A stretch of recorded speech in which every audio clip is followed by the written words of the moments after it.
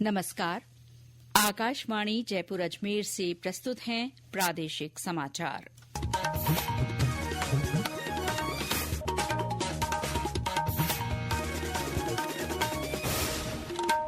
मुख्य समाचार।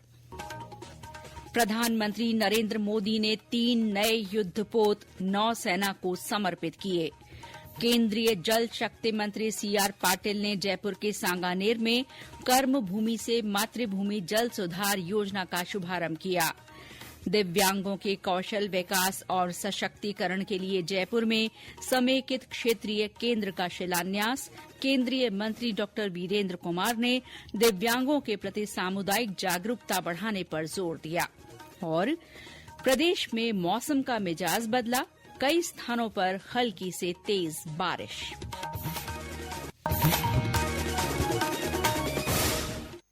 समाचारों के साथ मैं शीला चावला और अब समाचार विस्तार से। प्रधानमंत्री नरेंद्र मोदी ने कहा है कि भारत विस्तारवाद नहीं बल्कि विकास की भावना से काम करता है। उन्होंने कहा कि भारत ने सदैव खुले, सुरक्षित, समावेशी और समृद्ध हिंद प्रशांत क्षेत्र का समर्थन किया है।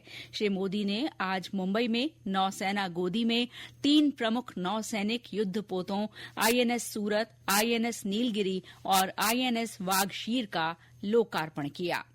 आज मुझे इस क्लास की 6वीं सबमरीन वाघशीर को कमीशन करने का सौभाग्य मिला है। ये नए फ्रंटियर प्लेटफॉर्म भारत की सुरक्षा और प्रगति दोनों को नया सामर्थ्य देंगे।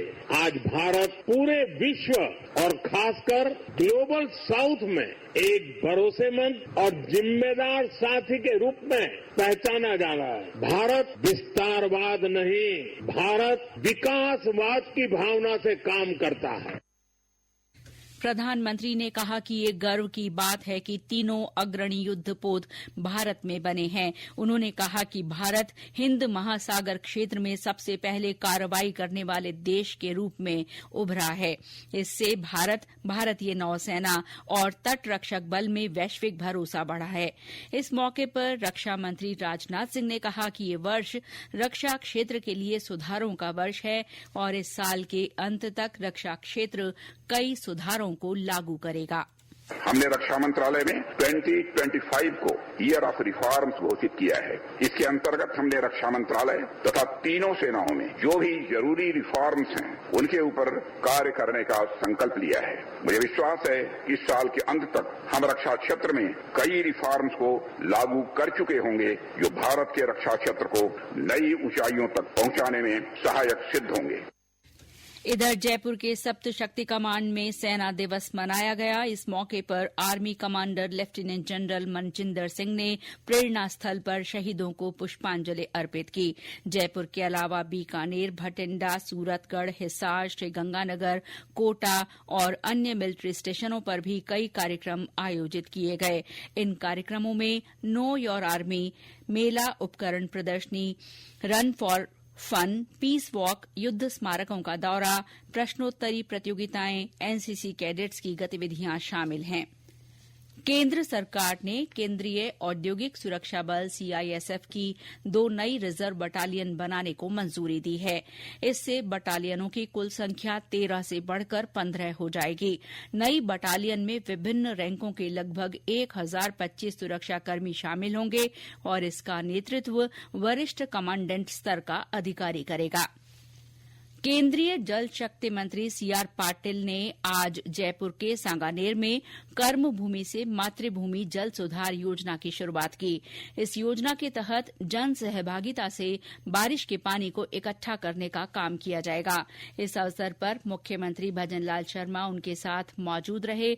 इसके बाद श्री पाटिल मुख्यमंत्री निवास पर आयोजित कर्मभूमि से मातृभूमि अभियान के तहत जल संचय जन भागीदारी पर संवाद कार्यक्रम में भाग लेंगे। इस दौरान मुख्यमंत्री भजनलाल शर्मा और शहर के करीब 200 उद्यमी और समाजसेवी प्रदेश को जल आत्मनिर्भर बनाने पर चर्चा करेंगे। इससे पहले मुख्यमंत्री ने आज सांगानेर के बीलवा में राधा स्वामी सत्संग ब्यास के प्रमुख से भेंट की। मुख्यमंत्री भजनलाल शर्मा और वित्त मंत्री दया कुमारी कल से अलग अलग समूहों से बजट पूर्व संवाद करेंगे। इनमें किसान, व्यापारी, खिलाड़ी, महिला, सामाजिक कार्यकर्ता शामिल हैं। 22 जनवरी तक चलने वाले इस संवाद के तहत कल राज्य के कर्मचारी संगठनों के साथ बैठक की जाएगी। गौरतलब है कि 31 जनवरी से शुरू होने वाले विधानसभा सत्र के दौरान वर्ष 2025-26 का बजट पेश किया जाएगा। इसके लिए प्रदेश के विभिन्न वर्गों से बजट पूर्व संवाद के माध्यम से सुझाव आमंत्रित किए जा रहे हैं। कांग्रेस पार्टी के नए मुख्यालय इंदिरा भवन का आज नई दिल्ली में उद्घाटन हुआ। पार्टी अध्यक्ष मल्लिकार्जुन खड़गे और पार्टी की संसदीय दल की अध्यक्ष सोनिया गांधी ने इसका उद्घाटन किया। कांग्रेस मुख्यालय का ये नया भवन कोटला रोड पर स्थित है। इस अवसर पर कांग्रेस नेता राहुल गांधी, प्रियंका गांधी वाड्रा, केसी वेणुगोपाल सहित अन्य नेता मौजूद रहे। पार्टी अध्यक्ष श्री खड़गे ने उद्घाटन के दौरान कहा कि पार्टी का नया मुख्यालय लोकतंत्र, राष्ट्रवाद, धर्मनिरपेक्षता, समावेशी विकास और सामाजिक न्याय के सिद्धांतों पर बनाया गया है। ये समाचार आकाशवाणी जयपुर अजमेर से प्रसारित किए जा रहे हैं। प्रादेशिक समाचार बुलेटिन आप हमारे x handle @AIRnews_Jaipur, YouTube channel Rajasthan AIR news और फेसबुक AIR न्यूज राजस्थान पर भी सुन सकते हैं। इसके साथ ही आप हमारी वेबसाइट newsonair.gov.in पर भी समाचार सुन सकते हैं और संबंधित फोटो तथा वीडियो देख सकते हैं। केंद्रीय सामाजिक न्याय और अधिकारिता मंत्री डॉक्टर वीरेंद्र कुमार ने आज जयपुर में दिव्यांगों के कौशल विकास और सशक्तिकरण के लिए समेकित क्षेत्रीय केंद्र के स्थायी भवन का शिलान्यास किया। उन्होंने CRC के अस्थायी परिसर का भी उद्घाटन किया। इस मौके पर पत्रकारों से बातचीत में उन्होंने कहा कि इस केंद्र के माध्यम से सभी श्रेणियों के दिव्यांगों को पुनर्वास सेवाएं दी जाएंगी। इसके साथ ही दिव्यांगों के बारे में सामुदायिक जागरूकता को भी बढ़ावा दिया जाएगा। CRC की गतिविधियों को भी आज वहां पर प्रारंभ कर दिया गया है। वहां पर सांकेतिक रूप में 40-50 लोगों को सहायक उपकरणों का वितरण भी किया गया। दिव्यांगजनों के लिए, वरिष्ठ नागरिकों के लिए भी सहायक उपकरणों का वितरण किया गया। वहीं पर जो एलिम्को का PM दिव्याशा केंद्र है, PM दिव्याशा केंद्र भी वहां पर खोला गया है। कोई भी डिसेबल्ड व्यक्ति अपना सर्टिफिकेट वहां पर ले जा करके और सहायक उपकरण प्राप्त कर सकेगा। इस CRC केंद्र में कृत्रिम उपकरण भी बनाए जाएंगे। फिजियोथेरेपी की भी सुविधा यहाँ पर प्रदान की जाएंगी। Cross disability early intervention centre वो भी वहां पर प्रारंभ किया जाएगा। मुख्यमंत्री भजनलाल शर्मा ने आज जयपुर में rising Rajasthan global investment summit के तहत ऊर्जा विभाग से संबंधित MOU पर समीक्षा बैठक ली। इस मौके पर उन्होंने अधिकारियों को परियोजनाओं के जल्द क्रियान्वयन के निर्देश दिए।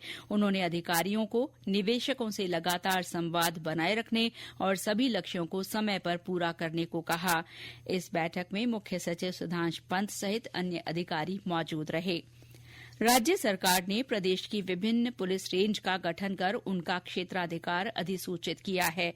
गृह विभाग की ओर से जारी अधिसूचना के अनुसार 7 पुलिस रेंज में से जयपुर और जोधपुर रेंज में सबसे अधिक 8 पुलिस जिले शामिल किए गए हैं, जबकि बीकानेर रेंज में सबसे कम 4 पुलिस जिले रखे गए हैं। भरतपुर के केवलादेव राष्ट्रीय उद्यान में इन दिनों प्रवासी परिंदों ने डेरा डाल रखा है। हाल ही में पेलिकन पक्षियों ने उद्यान में दस्तक दी है। दुनिया भर में पेलिकन की कई प्रजातियां संकट में हैं। ऐसे में उद्यान में इनके दिखने से पर्यावरण प्रेमी और पक्षीविदों में खुशी की लहर है। हाल ही में पेलिकन नामक पक्षियों ने केवलादेव उद्यान में डेरा डाला है, जिन्हें निहार कर पर्यटक मंत्रमुग्ध हो रहे हैं। उद्यान में करीब 50 से अधिक पेलिकन दिखाई दे रहे हैं। पेलिकन पक्षी का नेचर गाइड, फोटोग्राफर, पक्षीविद, टूरिस्ट सहित अन्य वन्य जीव प्रेमियों को आने का इंतजार रहता है। पेलिकन के उद्यान में आने से इनमें उत्साह देखते ही बन रहा है। सर्दकालीन सीजन में पर्यटकों की भी जोरदार आवक उद्यान में हो रही है, जिससे पर्यटन व्यवसायियों को रोजगार मिल रहा है। शिव कुमार वशिष्ठ, आकाशवाणी समाचार, भरतपुर। और अब मौसम। प्रदेश में एक नए पश्चिमी विक्षोभ के असर से मौसम का मिजाज बदल गया है। कई स्थानों पर मावठ के समाचार हैं। राजधानी जयपुर के कई क्षेत्रों में आज दोपहर बाद तेज बरसात हुई। इससे निचले इलाकों में पानी भर गया। दौसा, उदयपुर और कोटा में रिमझिम बारिश हुई। बारां के सीसवाली और मांगरोल में हल्की बरसात हुई। चित्तौड़गढ़ में ग्रामीण इलाकों में मावठ से किसानों के चेहरे खिल गए हैं। करौली में हल्की बूंदाबांदी हुई। झालावाड़ और बाड़मेर में ठंडी हवाएं चल रही हैं। भरतपुर में सुबह से घनी धुंध छाई हुई है, जिससे रेल और सड़क यातायात प्रभावित रहा। सवाईमाधोपुर में सुबह से कोहरा छाया रहा और दिन में बारिश हुई। हमारे संवाददाता ने बताया कि बारिश से गलन और ठिठुरन बढ़ गई है। सवाईमाधोपुर में आज मौसम का मिजाज बदला बदला सा रहा। अल सुबह से दोपहर तक शहर कोहरे की आगोश में समाया रहा। दोपहर बाद बादल छाने और हल्की बूंदाबांदी से सर्दी का असर और बढ़ गया। दिन भर बादल छाने, सर्द हवाओं के साथ रुक रुक कर हो रही बरसात से आम जनजीवन पर असर देखने को मिला है। बरसात होने से सड़कों और निचले इलाकों में पानी जमा हो गया। मावठ की इस बरसात ने दिहाड़ी मजदूरों और खाना बदोश लोगों के लिए मुश्किलें बढ़ा दी है। वहीं रुक रुक कर हो रही बरसात से किसानों के चेहरों पर खुशी की लहर है। सतीश वर्मा, आकाशवाणी समाचार, सवाईमाधोपुर। इस बीच तेज सर्दी को देखते हुए करौली जिला कलेक्टर ने सभी सरकारी और निजी स्कूलों के पहली से 8वीं कक्षा तक के विद्यार्थियों का कल का अवकाश घोषित किया है। मौसम केंद्र जयपुर ने आज टोंक, जयपुर, दौसा, करौली, अलवर, सवाईमाधोपुर, बारां, कोटा, भरतपुर और धौलपुर जिलों में हल्की से मध्यम बरसात की संभावना जताई है। इसके अलावा कहीं कहीं ओले गिरने के भी आसार हैं। भारत मौसम विज्ञान विभाग की स्थापना की 150वीं वर्षगांठ पर आज मौसम केंद्र जयपुर में तकनीकी प्रदर्शनी का आयोजन किया गया। इसमें विभिन्न स्कूल और कॉलेजों से करीब 400 विद्यार्थियों और शिक्षकों ने भाग लिया। किशनगढ़ के राजस्थान केंद्रीय विश्वविद्यालय के प्रोफेसर डॉ राजेश कुमार ने climate change and its impact on glaciers विषय पर प्रस्तुतिकरण दिया। इस दौरान पोस्टर प्रतियोगिता में विजयी रहे विद्यार्थियों को पुरस्कृत भी किया गया। जैसलमेर में मौसम रेडार स्टेशन पर स्थापना दिवस समारोह पूर्वक मनाया गया। इस दौरान मौसम उपकरणों की प्रदर्शनी भी लगाई गई। और अंत में मुख्य समाचार एक बार फिर। प्रधानमंत्री नरेंद्र मोदी ने 3 नए युद्धपोत नौसेना को समर्पित किए। केंद्रीय जल शक्ति मंत्री सीआर पाटिल ने जयपुर के सांगानेर में कर्मभूमि से मातृभूमि जल सुधार योजना का शुभारंभ किया। दिव्यांगों के कौशल विकास और सशक्तिकरण के लिए जयपुर में समेकित क्षेत्रीय केंद्र का शिलान्यास। केंद्रीय मंत्री डॉ वीरेंद्र कुमार ने दिव्यांगों के प्रति सामुदायिक जागरूकता बढ़ाने पर जोर दिया। और प्रदेश में मौसम का मिजाज बदला, कई स्थानों पर हल्की से तेज बारिश। इसके साथ ही प्रादेशिक समाचार बुलेटिन समाप्त हुआ। नमस्कार।